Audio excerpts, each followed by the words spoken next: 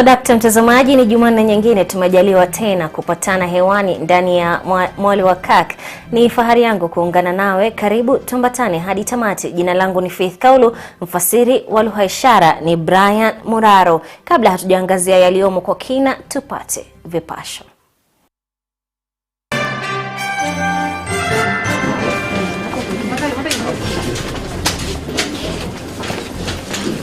Maafisa 6 wafikishwa mahakamani kwa tuhuma ya mauaji ya ndugu wawili wa KIANJOKOMA.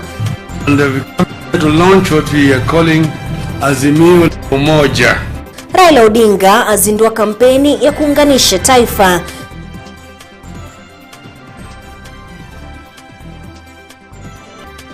Na seneta mteule PRENGEI aga dunia.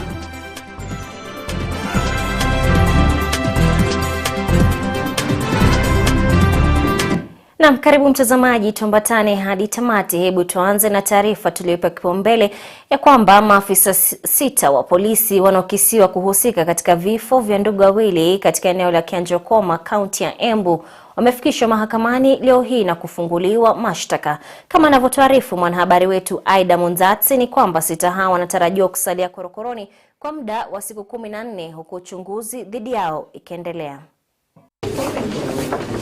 Agizo la mkurugenzi wa mashtaka ya umma Nurdin Haji lilitekelezwa na maafisa hawa 6: James Mwaneki, Nicholas Sang, Lilian Cherono, Martin Wanyama, Benson Budhia na Consolata Njeri kufikishwa mahakamani. Kufuatia ushawishi mkubwa wanaosemekana kuwa nao katika eneo la KIANJOKOMA na kuwa huenda wakaitilafiana na uchunguzi, sasa watazuiliwa kwa siku 14 ili kutoa nafasi kwa upande wa mashtaka kuendeleza uchunguzi dhidi yao. We are humbly requesting this honorable court to grant the orders sought, more specifically custodial orders, that the respondents be placed in custody for 14 days to enable the investigation team to give justice to this case.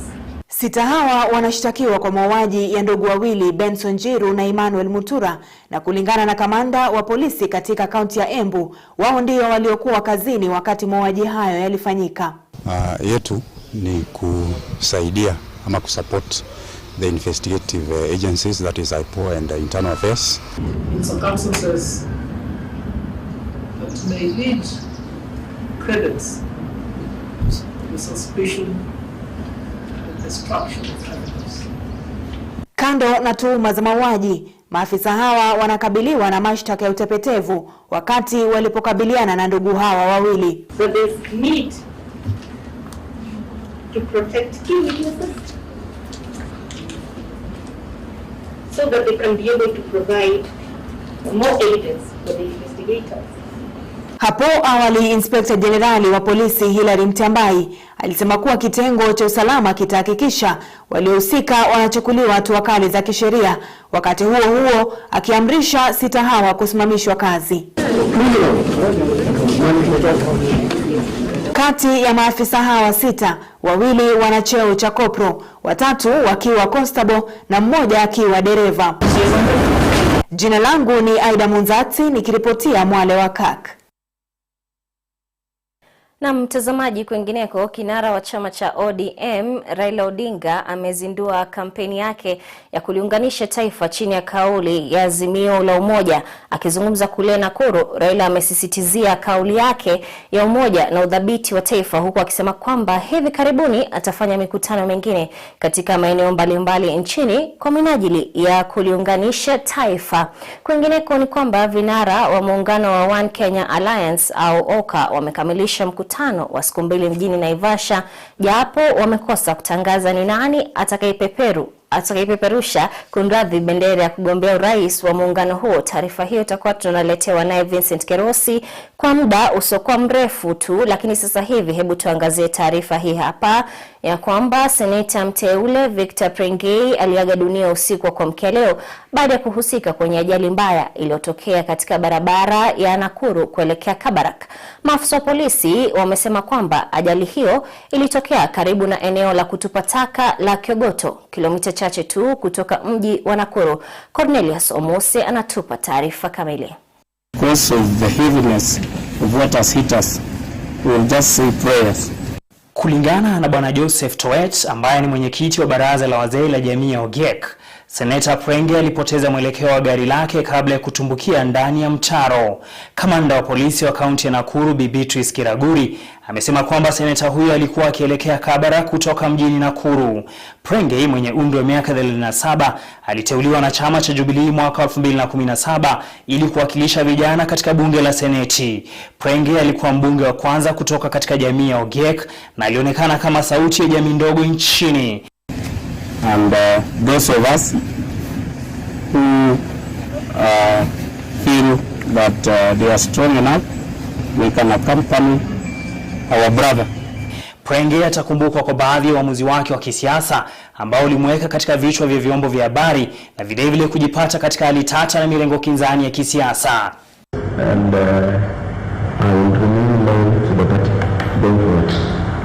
Mjadala mkali ulioibuka katika bunge la Seneti kuhusu utaratibu wa ugavi wa rasilimali nchini ulikuwa tu baadhi ya matukio yaliyomweka Prengei matatani pale ambapo alichukua msimamo uliokinzana na chama chake cha Jubilee.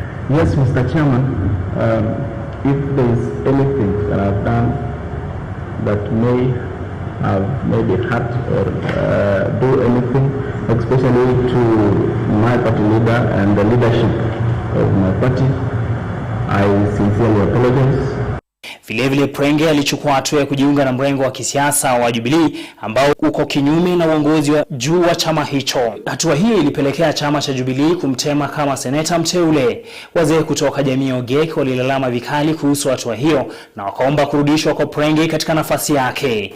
Kama chama ama National Committee ya Jubilee iangazie seneta yetu, kama iko kosa amsamehe ama tutaongelesha yeye arekebishe maneno kama hayo. Viongozi wakuu nchini akiwemo gavana wa kaunti ya Nakuru KIANJOKOMA, naibu wa rais William RUTO na kinara wa chama cha ODM Raila Odinga wameomboleza kifo cha seneta Prengei na kumtaja kama kiongozi aliyekuwa na maono makuu kwa taifa hili haswa katika kutetea maslahi ya wachache nchini.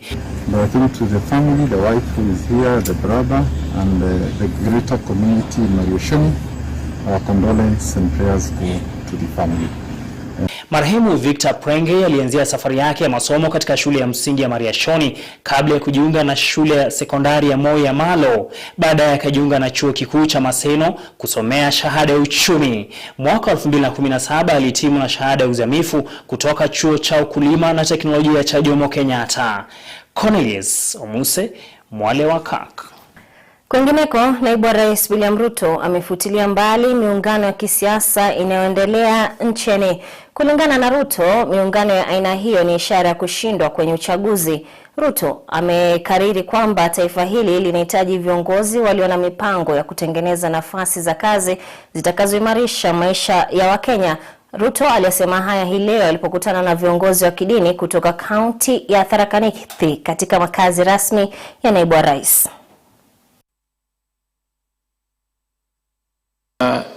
Shida yao kubwa ambaye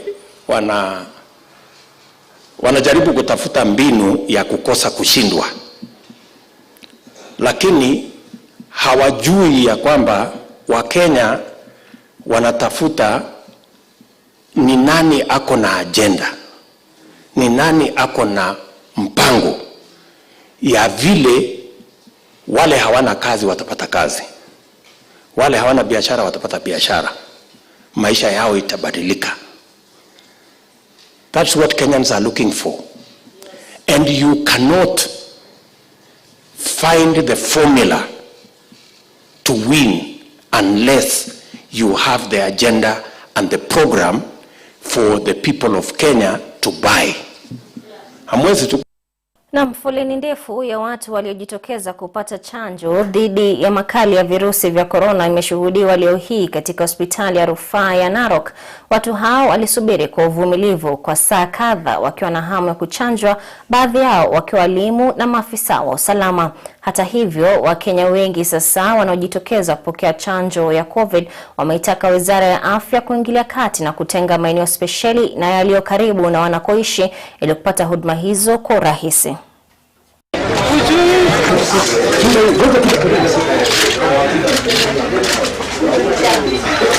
Sisi tunakaa na tuko mbali na tumelipa pesa mingi, na tunaona hii chanjo serikali asimamie mzuri, kwa sababu hii chanjo nilikuwa na corruption mingi sana.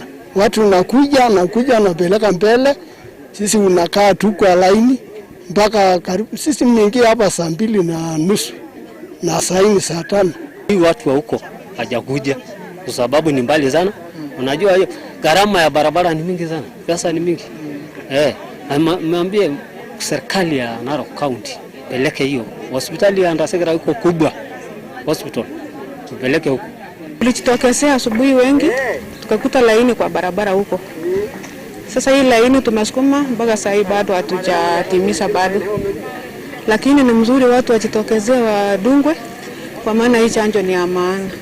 So I am requesting and pleading to the government at least to distribute this one among the other areas so that people could get their assisted and be vaccinated with this vaccine. Because we are losing people every day. People are dying because of this pandemic disease, and we are really appealing to the government to distribute this vaccination among the locations and wards so that they can be able to reach all people. Mtazamaji, Mwale wa Kirk unakwenda kwenye mapumziko mafupi tu, usende mbali maana tutarejea na taarifa yake Raila Odinga hilo akiwa huko Nakuru na azimio la kuunganisha taifa la Kenya.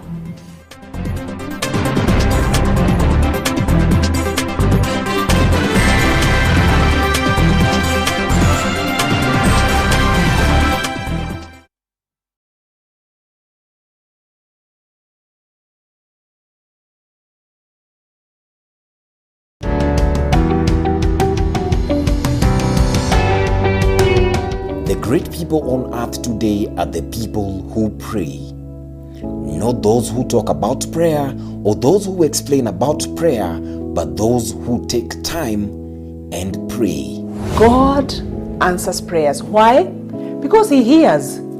His ear is not deaf, so He hears our prayers. Men and women who go before God, we should be men and women of godly standards. Sure. So we abide. Yeah. So that we keep tapping from the source. But as we pray, it is important to tell God that your will be done in this prayer that I'm praying, or about this prayer item that I'm praying about. Not as I will, yes, this is my will, but let your will be done. In these changing times and seasons of uncertainty, whom do you look up to? God keeps His part. Calm rain, calm sunshine. God is still committed. From one generation to another, and it's not like shifting shadows that He will change. But join Reverend Elizabeth Kimani and Henry Kaira every Wednesday from 8 to 9 p.m. live on KAK TV for Call Unto Me. 2021, He's still the same God and He has not changed.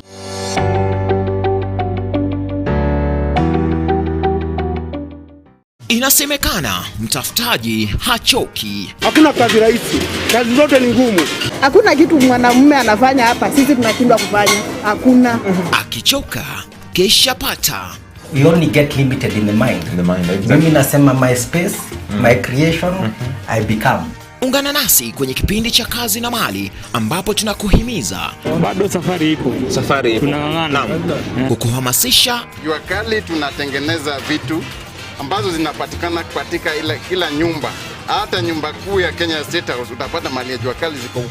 Na kukuelimisha kuhusu sekta mbalimbali zinazounda nguzo kuu za uchumi wa nchi kwa jumla. Kama association tunawahimiza kabisa kila mtu awe na ile card ya insurance ambayo ni ya serikali. Usikose Kazi na Mali kila siku ya Jumanne saa 1:30 jioni hapa KAK TV.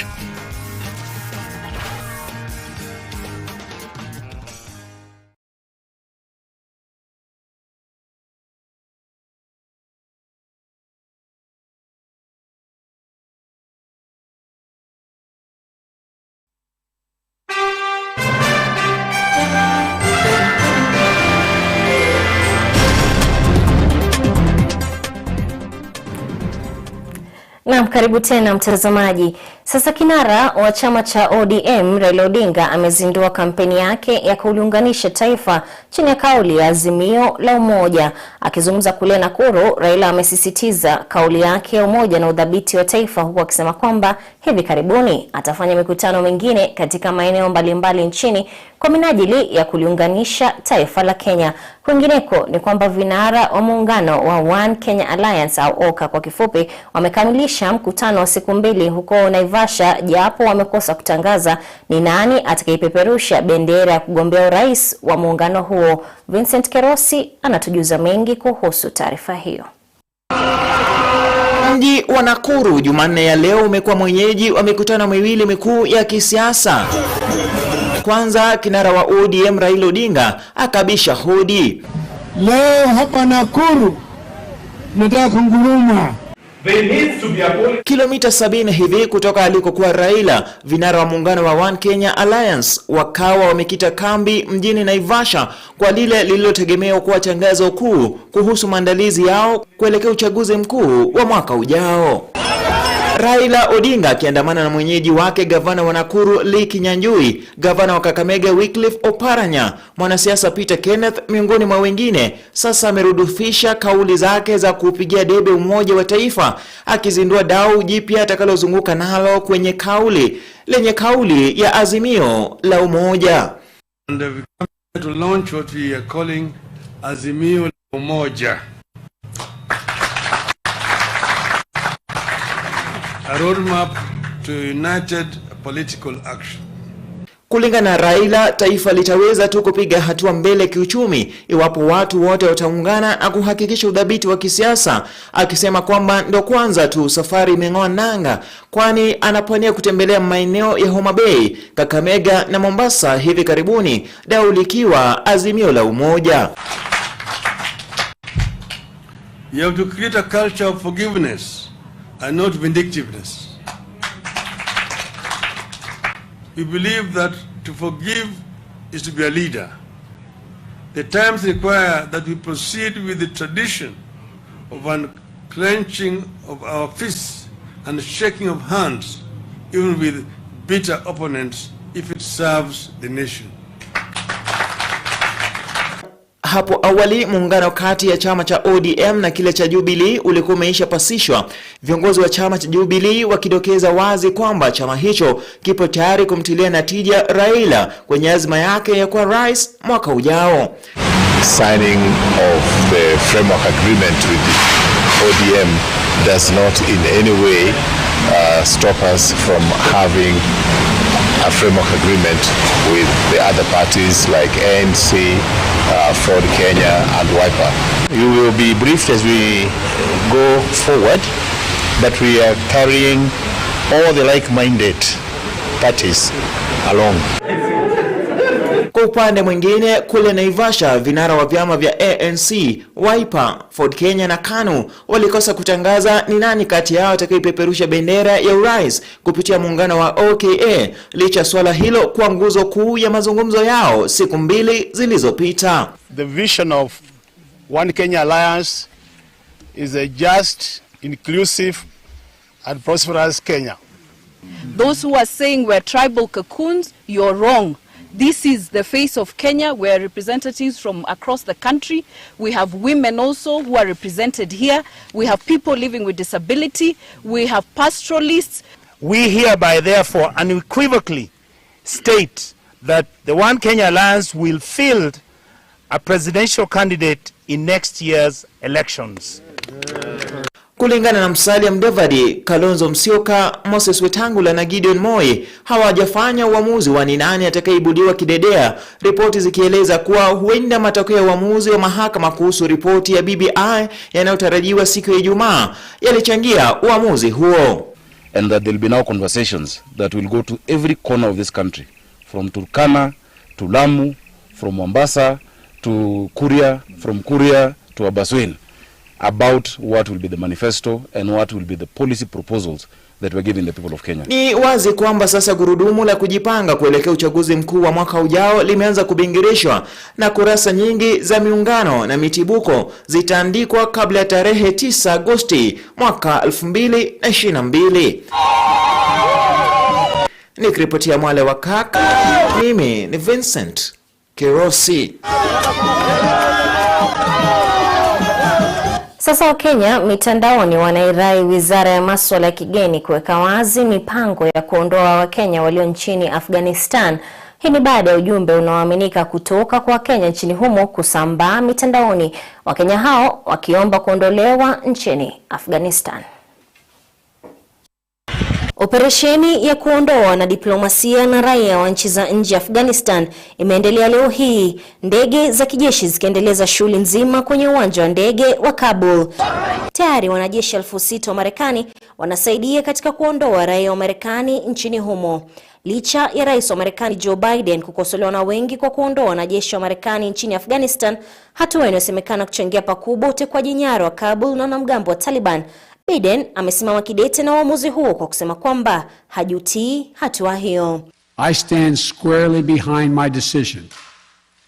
After 20 years, I've learned the hard way that there was never a good time to withdraw U.S. forces. That's why we're still there. We were clear-eyed about the risks. We planned for every contingency, but I always promised the American people that I will be straight with you. The truth is, this did unfold more quickly than we had anticipated. Huku vile vile akiweka wazi kwamba kushindwa kwa wanajeshi wa Afghanistan kutetea na kupigania taifa lao baada ya kuondolewa kwa wanajeshi wa Marekani ni thibitisho kamili ya kwamba hatua ya kuondoa wanajeshi wa Marekani nchini humo ni bora. Afghanistan political leaders gave up and fled the country. The Afghan military collapsed, sometime without trying to fight. If anything, the developments of the past week reinforced that ending U.S. military involvement in Afghanistan now was the right decision.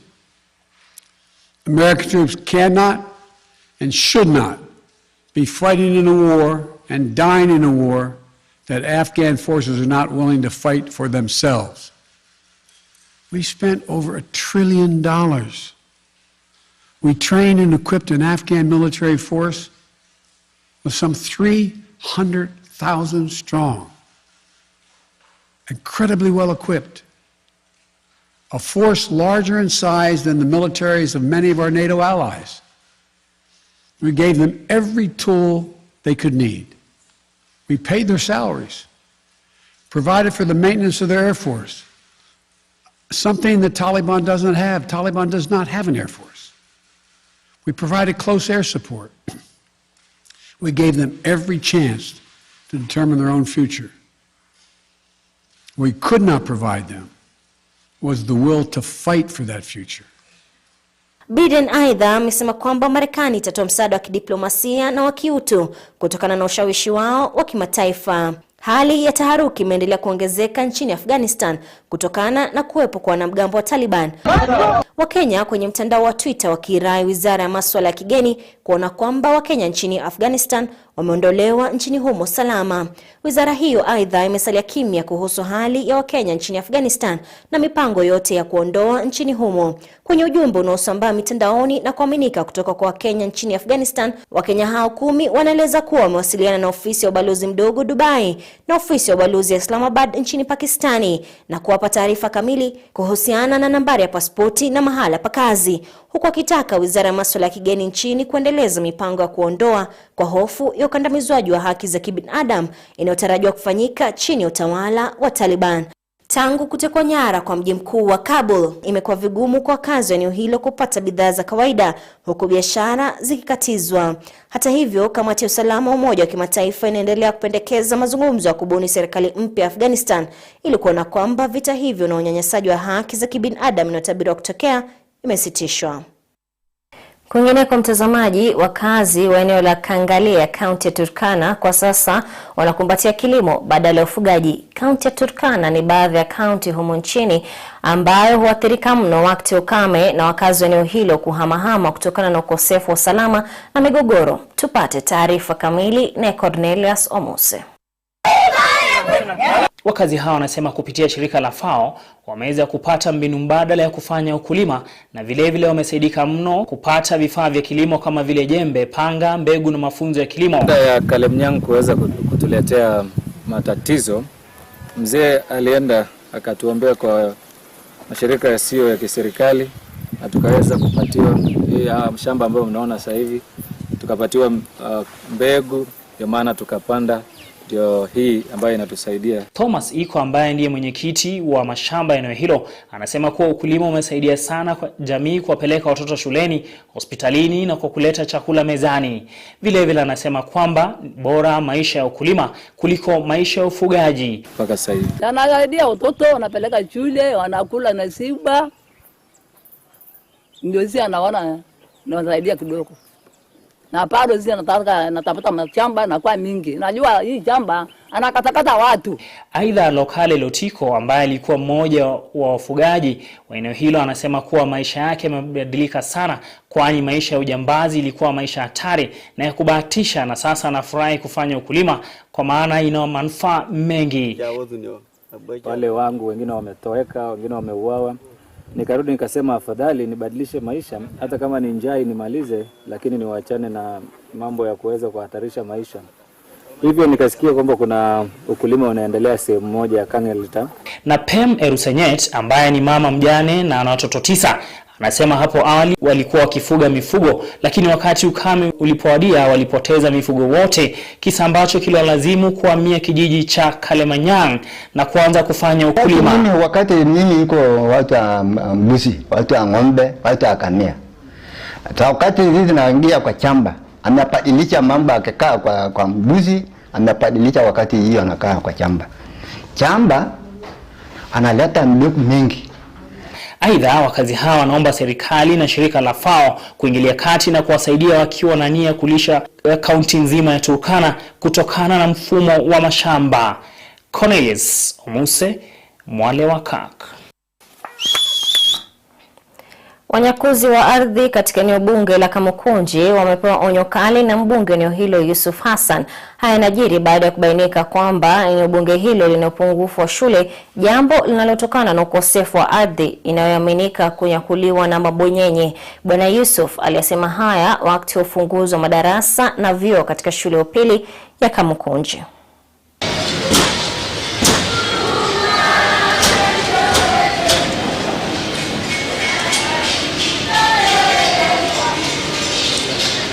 Ardhi zote zilizonyakuliwa hii ya Kamukunji Secondary School tutairudisha. Our Lady of Mercy Secondary School iliyochukuliwa tutarudisha.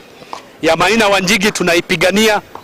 Mimi nataka kumwambia mtu yeyote ambaye ana tamaa ya ardhi ya shule au ya hospitali au ya barabara au ya soko hapa Kamukunji hataweza. Tutapigana nao na tutawashinda. Mimi nimechaguliwa kuwatumikia wananchi wa Kamukunji, kupigania haki zao. Kwa hivyo sitakubali na sitavumilia mwizi au mkora wowote, awe mwanasiasa, awe mfanyabiashara ambaye atatamani ardhi ya taifa, ardhi ya jiji la Nairobi. Hiyo hatutakubali. Na tayari wanajua kwamba ingawa wametumia pesa zao za rushwa, hizo ardhi zitarejea kwa watoto wetu na kwa wananchi wetu wa Nairobi. Na mtazamaji, ndio mwisho wa taarifa zetu jioni hii ya leo, ila Muraro ameniambia niwaache na hili ya kwamba kila mara unapowaona ng'ombe wengi malishoni utadhani kwamba ni zuzu, manake wanaongozwa mara nyingi na mtu mmoja aliyetuna jiti au rungu moja. Lakini usilolifahamu ni kwamba ng'ombe mmoja kati ya hao wengi unaoita zuzu anaweza akalisha kijiji kiziwa na kuliokoa kutokana na makali ya njaa. Yatafakari hayo mtazamaji hadi Jumanne ijayo itakapopatana tena ndani ya taarifa zetu za Mwale wa KAK. Niweke mbali pema mtiwani. Mimi ni Faith Kaulu. Ben Muraro amekuwa mfasiri wa ishara kwa niaba ya wote waliofanikisha taarifa hizi, kwa mwelekezi na fundo mitambo. Tukutakia usiku mwanana.